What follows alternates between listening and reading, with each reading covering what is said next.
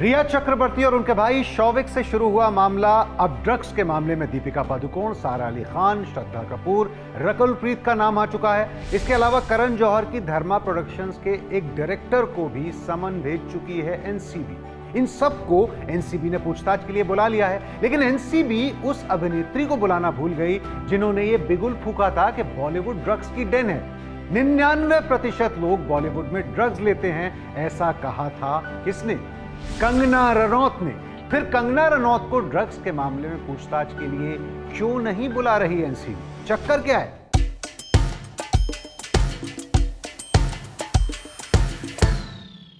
हम ऐसा क्यों कह रहे हैं, इस बात को समझिए।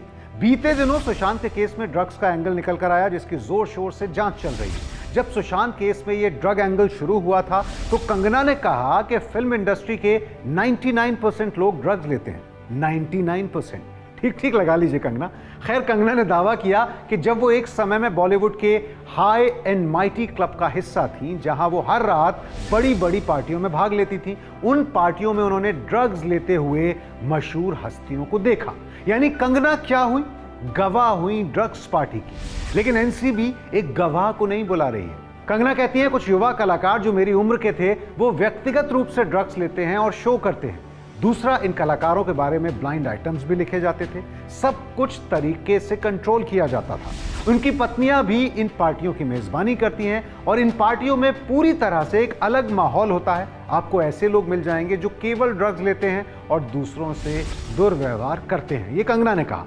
मतलब 3 साल पुराने व्हाट्सएप मैसेज पर दीपिका को तो पूछताछ के लिए बुलाया, मगर कंगना ऐसी पार्टियों में गई हैं जिसमें उन्होंने सबको, बड़ी बड़ी हस्तियों, स्टार्स को ड्रग्स लेते देखा है। ड्रग्स का डमरू जो बॉलीवुड में बज रहा है, कंगना उसकी गवाह है।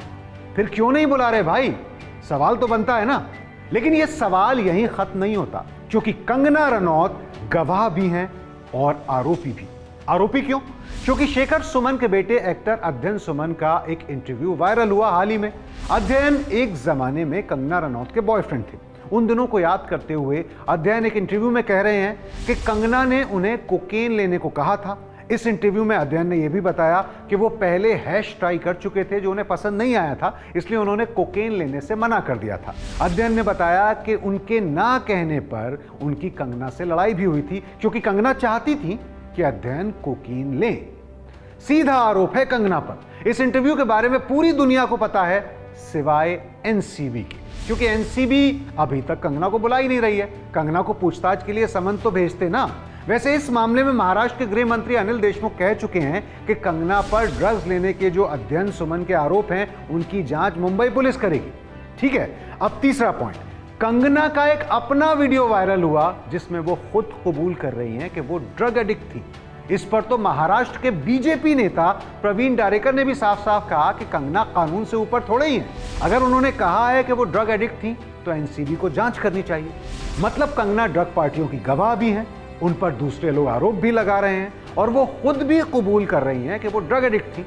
लेकिन एनसीबी पता नहीं क्यों उन्हें बुला नहीं रही। ना ही कंगना के बयान के आधार पर अब तक एक भी एफआईआर दर्ज हुई। अब हम क्या कहें, अपनी तो ये आदत है कि हम कुछ नहीं कहते। एबीपी न्यूज आपको रखे आगे।